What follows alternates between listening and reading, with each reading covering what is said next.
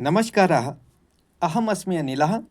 अद्य पुनः भवतां समक्षम् एकं नूतनं विषयं स्वीकृत्य समागतोऽस्मि।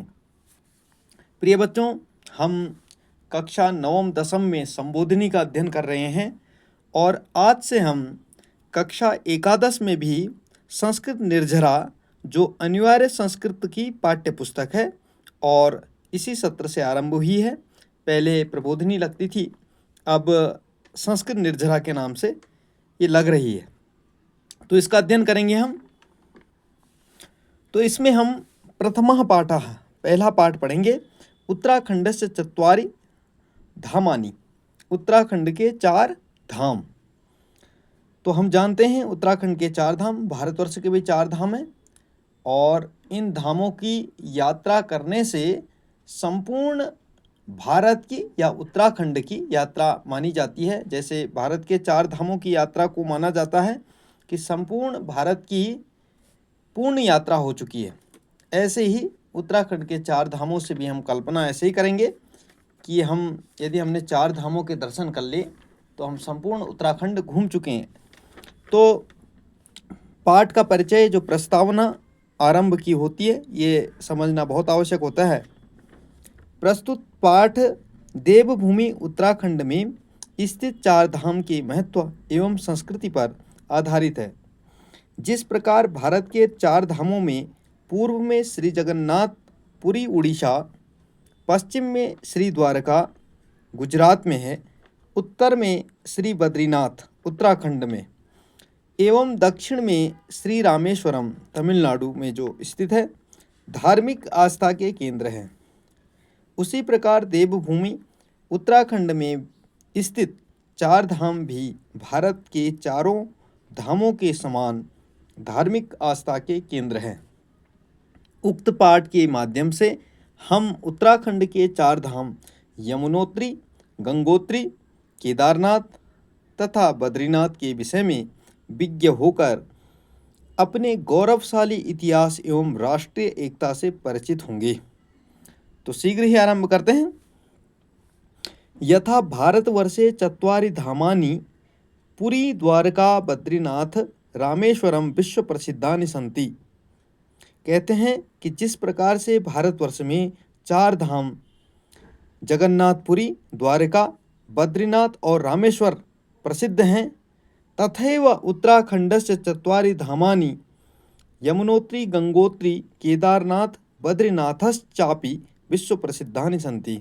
उसी प्रकार उत्तराखंड के 4 धाम यमुनोत्री, गंगोत्री, केदारनाथ और बद्रीनाथ विश्व प्रसिद्ध हैं। उत्तराखंडस्य चत्वारि धामानि दिव्यानि भव्यानि च सन्ति। उत्तराखंड के 4 धाम दिव्य और भव्य हैं।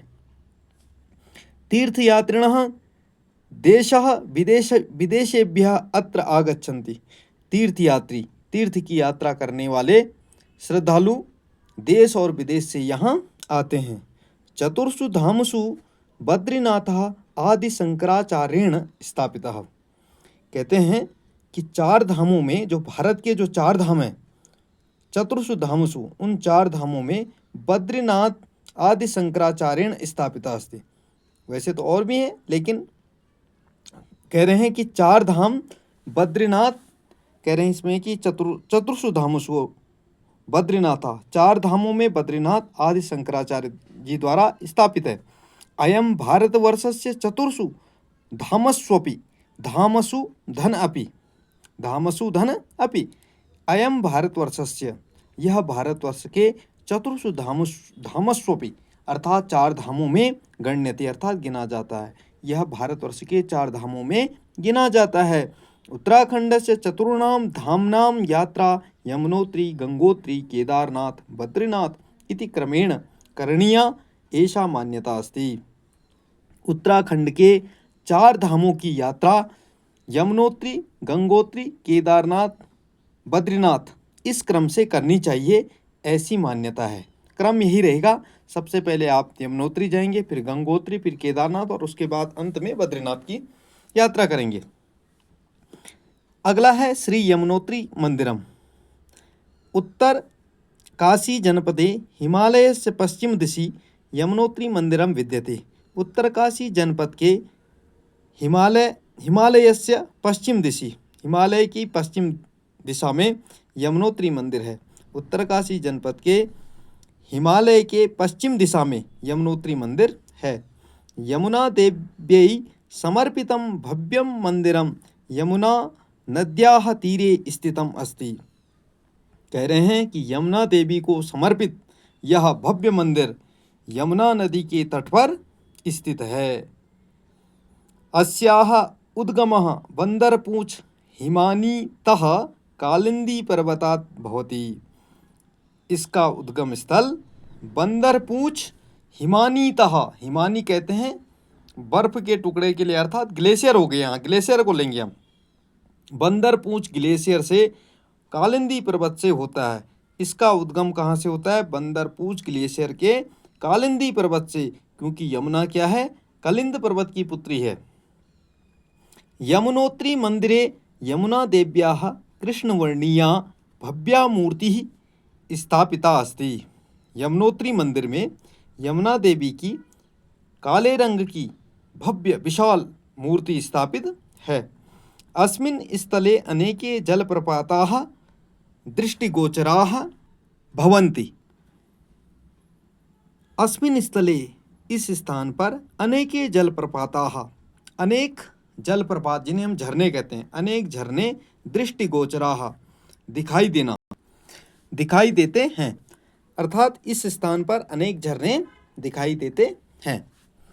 यमुनोत्री मंदिरस्य वातावरणं मनमोहकम् आनंददायकं च अस्ति। यमुनोत्री मंदिर का वातावरण मन को मोहित करने वाला और आनंद देने वाला है। यमुनोत्री धाम आध्यात्मिक चेतनायै अन्यतमम् अस्ति। यमुनोत्री धाम आध्यात्मिक चेतना के लिए अद्वितीय है, अनोखा है, अद्भुत है। अर्थात यमुनोत्री मंदिरम यमुना देव्याः गृहं मन्यते। यमुनोत्री मंदिर यमुना देवी का घर माना जाता है। इदम मंदिरम यमुना देव्यै समर्पितम सर्वोच्च मंदिरम अस्ति। यह मंदिर यमुना देवी को समर्पित सर्वश्रेष्ठ मंदिर है। यमुना सूर्यस्य पुत्री यमराजस्य भगिनी च अस्ति। यमुना सूर्य की पुत्री और यमराज की बहन है। भगिनी माने बहन। अतः यमुना पूजनेन सूर्ययमौ च प्रसन्नो भवतः। इसलिए यमुना की पूजा करने से सूर्य और यमराज प्रसन्न होते हैं। इति मने ऐसे, इति विश्वासा जनेषु वर्तते। ऐसा विश्वास लोगों में है, ऐसे अर्थात लोग मानते हैं।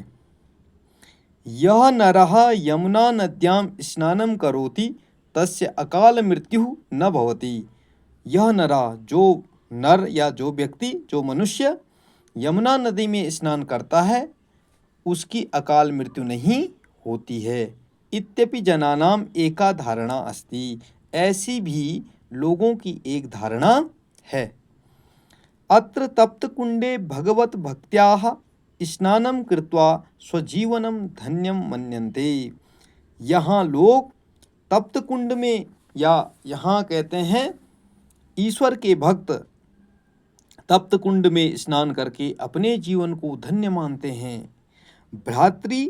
भ्रातृ द्वितीया पर्वणि, भैया दूज पर्व जिसे कहा है, यमुनोत्री देवालयस्य कपाटं षड्मासानां कृते तीर्थयात्रिभ्यः पिनद्धं भवति।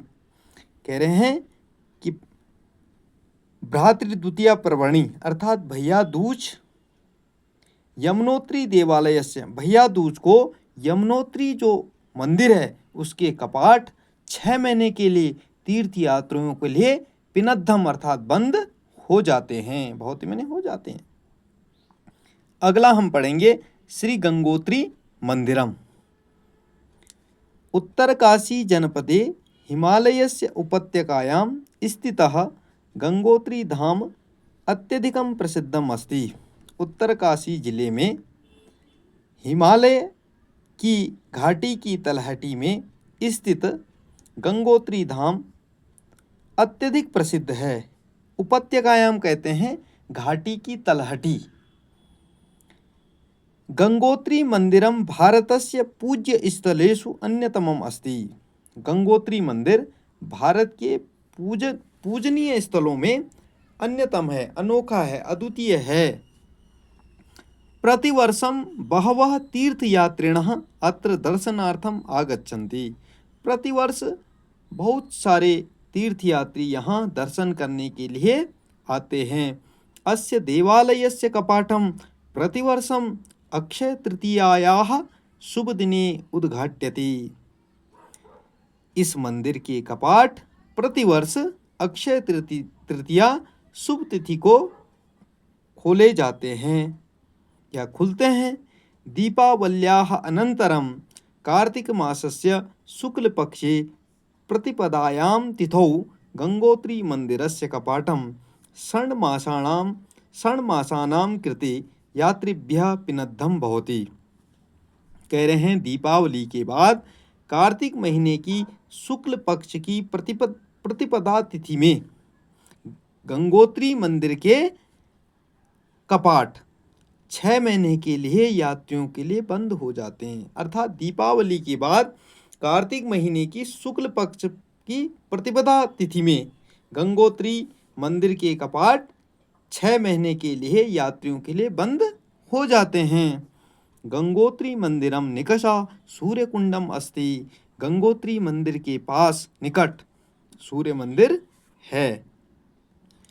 मंदिरात पंच, यहाँ पर 5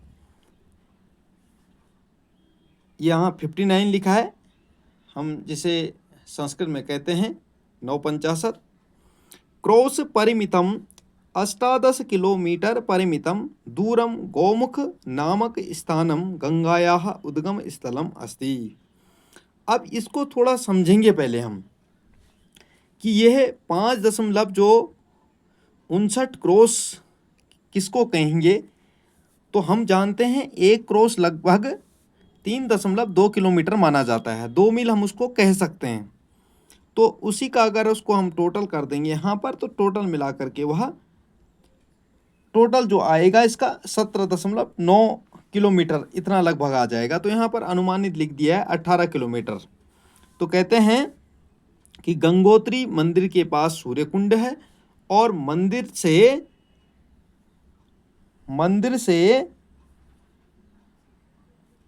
18 किलोमीटर दूर गौमुख नाम स्थान गंगा का उद्गम स्थल है। आगे कहेंगे इदम पवित्रम मंदिरम श्वेत ग्रेनाइट इत्यस्य दीप्त शिलाभिः निर्मितम अस्ति। इदम पवित्रम मंदिरम, यह पवित्र मंदिर श्वेत ग्रेनाइट। अब श्वेत ग्रेनाइट यहाँ पर इसको समझना पड़ेगा हमें। ग्रेनाइट हम आग्नेय चट्टान जो कठोर होती हैं उसके लिए कहते हैं। तो यह पवित्र मंदिर श्वेत ग्रेनाइट नामक चमकदार पत्थर से निर्मित है। तो यहाँ पर जो हम शब्द देख रहे हैं दीप्त शिलाभिः, चमकते हुए पत्थरों के लिए है। दीप्त शिलाभिः, शिला कहते हैं पत्थर के लिए। तो यह पवित्र मंदिर सफ़ेद ग्रेनाइट नामक चमकदार पत्थरों से निर्मित है। गंगा मात्रे समर्पितम इदम मंदिरम अत्यधिकम आकर्षकम अस्ति। केवल माँ गंगा को समर्पित यह मंदिर अत्यधिक आकर्षक है। जनाः अस्य देवालयस्य सौंदर्यं विलोक्य प्रमुदिताः भवन्ति। लोग इस मंदिर की सुंदरता को विलोक्य माने देख करके प्रमुदिताः भवन्ति, खुश हो जाते हैं, प्रसन्न हो जाते हैं। अत्र ग्रीष्मकाले सुखदं वातावरणं भवति। यहाँ ग्रीष्मकाल में, गर्मियों में सुखदायक वातावरण होता है। अस्मिन् समये जनाः गंगोत्री मंदिरं द्रष्टुम् आगच्छन्ति। इसी समय लोग गंगोत्री मंदिर को देखने के लिए आते हैं। पौराणिकी कथानुसारं रघुकुलस्य चक्रवर्ती राजा भगीरथः अत्र पवित्र शिलायाम् उपविश्य भगवतः शिवस्य तपस्याम् अकरोत्।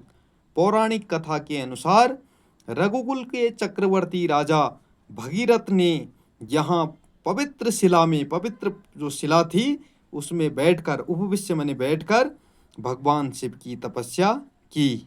पौराणिक कथा के अनुसार रघुकुल के चक्रवर्ती राजा भगीरथ ने यहाँ पवित्र शिला में बैठकर भगवान शिव की तपस्या की। तपस्याम कृत्वा सह देवीं गंगाम पृथिव्याम आनीतवान। तपस्या करके उन्होंने माँ गंगा को पृथ्वी में, या तपस्या करके वे माँ गंगा को पृथ्वी में लाए। अस्मात् कारणात् राज्ञः सगरस्य पुत्राणाम उद्धारा अभवत्। इसी कारण से राजा सगर के पुत्रों का उद्धार हुआ। अद्यापि गंगा मानव कल्याणाय प्रवहमाना अस्ति। आज भी गंगा मानवों के कल्याण के लिए प्रवहमाना बह रही है, अविरल बह रही है। श्री केदारनाथ मंदिरम, श्री केदारनाथ मंदिर। रुद्रप्रयाग जनपद स्थितं श्री केदारनाथ मंदिरम मंदाकिन्याः नद्याः वामभागे अस्ति। रुद्रप्रयाग जनपद में स्थित केदारनाथ मंदिर मंदाकिनी नदी के बाईं ओर है। वामभागे मतलब बाईं ओर है। केदारनाथः द्वादश ज्योतिर्लिंगेषु गण्यते। केदारनाथ द्वादश ज्योतिर्लिंगों में गिना जाता है। कथास्ति यत् यदा पांडवाः स्वर्ग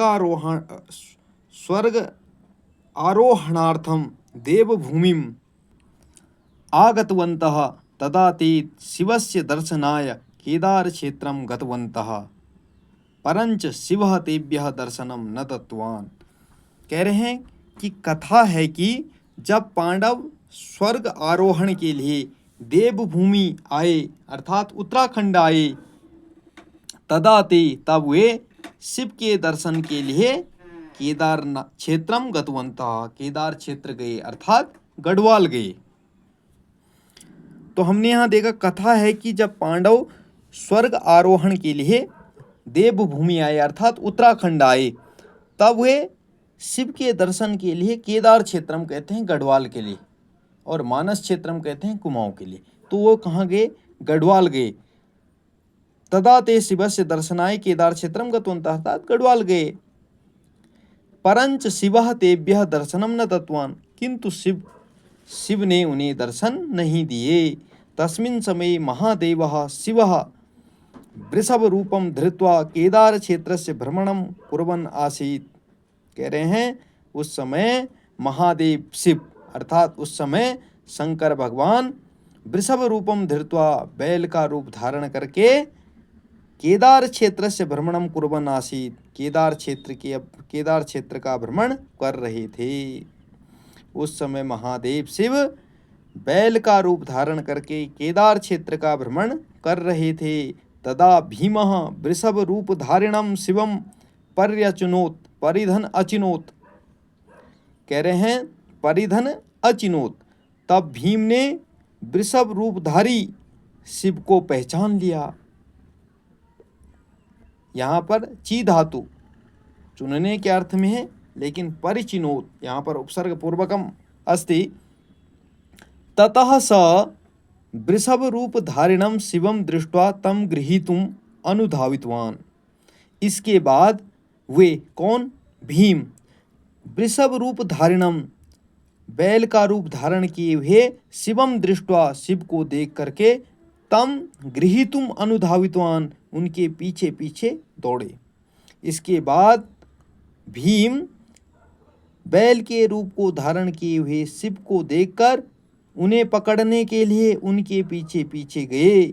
यावत् भीमेन वृषभ रूपधारी शिवस्य पृष्ठभागम हस्तेन स्पृष्टम तस्मिन्नेव क्षणे भगवान शिवः अंतर्हितः जातः। यावत् भीमेन, जब भीमेन माने भीम ने वृषभ रूपधारी अर्थात बैल का रूप धारण किए हुए शिव के पृष्ठभागम हस्तेन स्पृष्टम अर्थात पीछे भाग को हाथ से स्पर्श किया या छुआ, तस्मिन्नेव क्षणे भगवान शिवः अंतर्हितः जातः। उसी समय भगवान शिव क्या हो गए? अंतर्ध्यान हो गए। जब भीम ने बैल का रूप धारण किए हुए शिव के पिछले भाग को क्या किया? पृष्ठ भाग को क्या स्पर्श किया? उस समय भगवान शिव क्या हो गए, अंतर्ध्यान हो गए। अस्मात् एव कारणात् केदारनाथे भगवतः शिवस्य वृषभ रूपस्य पृष्ठभागस्य पूजनम भवति। इसी कारण से केदारनाथ में भगवान शिव के वृषभ रूप का अर्थात बैल के रूप के पृष्ठभाग का पूजन होता है। इसी कारण से इसलिए पृष्ठभाग का पूजन कहाँ होता है, तो केदारनाथ में होता है।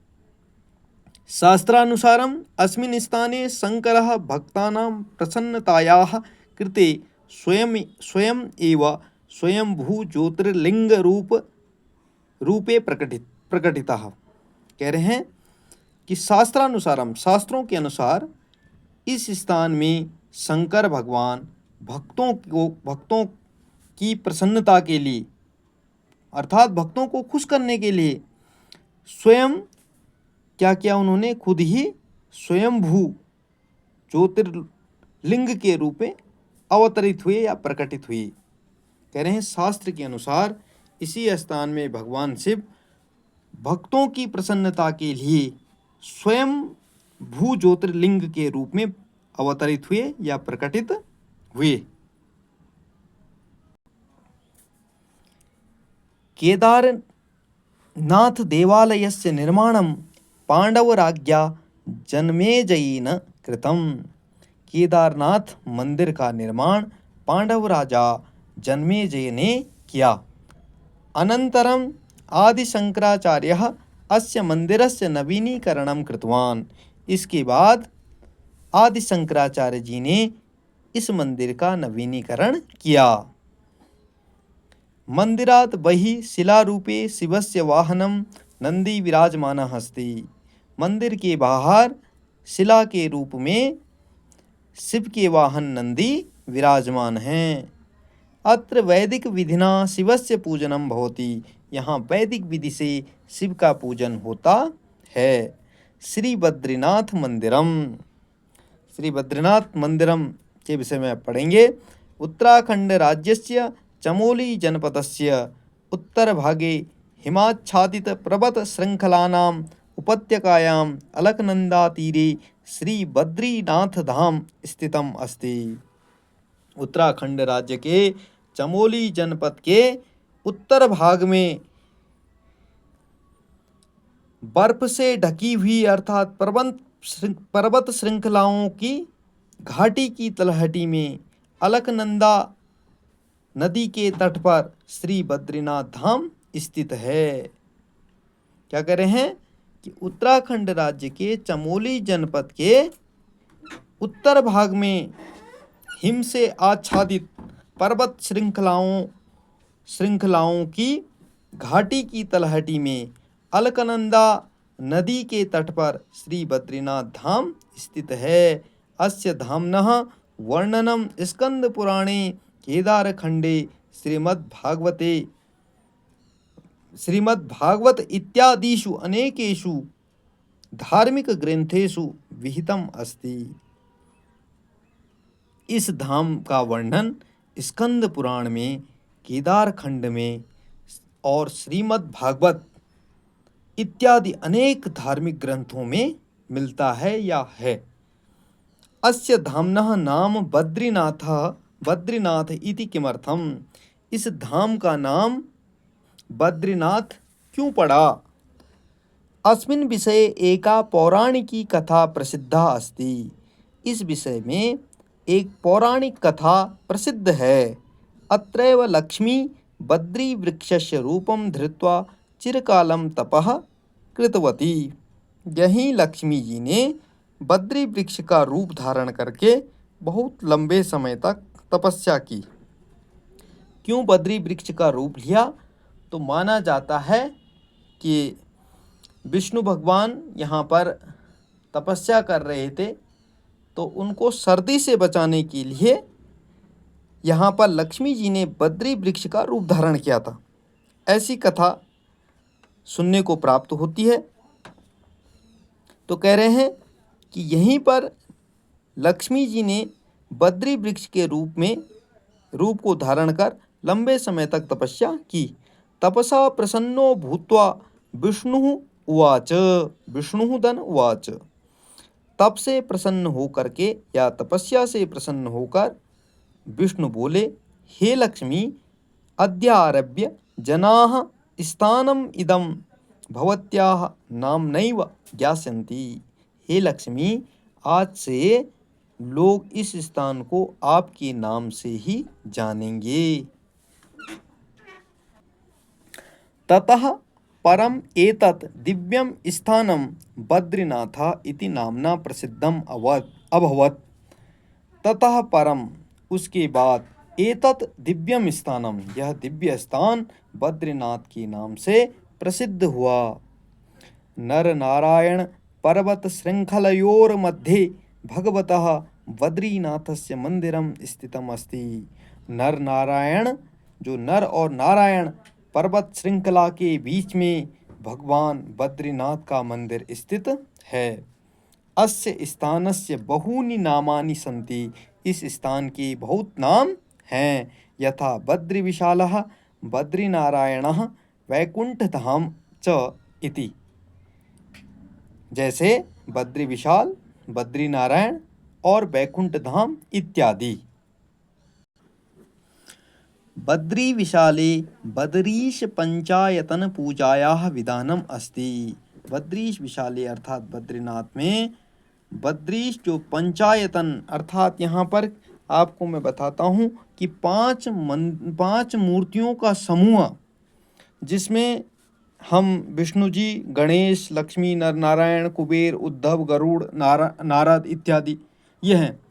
तो यहाँ पर और भी अन्यों की पूजा होती है, विष्णु भगवान की पूजा तो होती है। तो कहते हैं बद्री विशाल में बद्रीश पंचायतन अर्थात बद्री 5 मूर्तियों के समूह अर्थात 5 मूर्तियों की पूजा का विधान है। बद्रीनाथ में 5 देवों की जो मूर्तियों का समूह है उसकी पूजा का विधान है। अत्र तप्त कुंडे जनाः स्नानम कुर्वन्ति, यहाँ तप्त कुंड में लोग स्नान करते हैं। समीपे एव ब्रह्म कपाल नामधेयम परमं दुर्लभम पितृतीर्थम वर्तते। पास में ही ब्रह्म कपाल नाम का पवित्र, श्रेष्ठ, दुर्लभ पितृतीर्थ स्थल है। अस्मिन् तीर्थे पितृनिमित्तं विहितस्य श्राद्ध तर्पण आदि कर्मणः अति महत्वं वर्तते। कह रहे हैं इस तीर्थ में पितृनिमित्तम, पिता के लिए, विहितस्य किए गए, विहितस्य होता है किए गए, इस तीर्थ में पिता के लिए किए गए श्राद्ध तर्पण आदि कर्म का अत्यधिक महत्व है। अत्र माता मूर्ति उर्वशी मंदिर, लक्ष्मी मंदिर, गणेश गुहा, व्यास गुहादीनि च अनेकानि दिव्यानि तीर्थानि सन्ति। यहाँ माता मूर्ति, उर्वशी मंदिर, लक्ष्मी मंदिर, गणेश गुहा अर्थात गुफा, गणेश गुफा, व्यास गुफा आदि अनेक दिव्य तीर्थ स्थल हैं। हम देखेंगे यहाँ पर तो व्यास गुफा आगे माणा जाएंगे तो उससे आगे को व्यास गुफा है, और वहीं पर सरस्वती नदी का भी वर्णन आएगा। सरस्वती नद्याः दर्शनम अपि अत्रैव भवति। सरस्वती नदी का दर्शन, सरस्वती नदी के दर्शन भी यहीं होते हैं। अस्याः उपरि भीमशिला स्थापिता अस्ति, इसके ऊपर भीमशिला स्थापित है। तथा च अस्याः अपरम नाम भीम सेतुः अपि अस्ति, और इसका दूसरा नाम भीम सेतु भी है। भीम पुल जिसे हम कहते हैं, सेतु माने पुल होता है, तो कह रहे हैं कि इसका दूसरा नाम भीम पुल भी है। श्री बद्री विशालस्य दर्शनेन मनोकामनाः पूर्णाः भवन्ति। श्री बद्री विशाल जी के दर्शन करने से मनोकामनाएं पूर्ण होती हैं। इति विश्वासः जनेषु प्रसृतः अस्ति, ऐसा विश्वास लोगों में प्रचलित है। प्रसृतः माने यहाँ पर प्रचलित, ऐसा विश्वास लोगों में प्रचलित है। तो प्रियांशा बालाः वयम् एतत् पाठं पठितवन्तः। अनन्तरं पुनः हम एतस्य पाठस्य अभ्यासकार्यं करिष्यामः। तो बच्चों, यदि आपको यह वीडियो अच्छी लगी तो आप वीडियो को ज़रूर लाइक करें, शेयर करें और कमेंट करके कुछ नया क्या हो सकता है उसके विषय में बताएं। और यदि आप चैनल पर नए हैं तो चैनल को सब्सक्राइब करना ना भूलें। मैं आप लोगों के लिए और ढंग से अर्थात वीडियो को लेके आऊँगा, लेकिन आप भी इन वीडियो का लाभ लेंगे, इनको पढ़ेंगे और वीडियो बार बार आप देखेंगे तो तभी इसका लाभ होगा। तो अस्तु, एतावदेव पाठित्वा अत्रैव विरमामि। धन्यवादः। नमो नमः।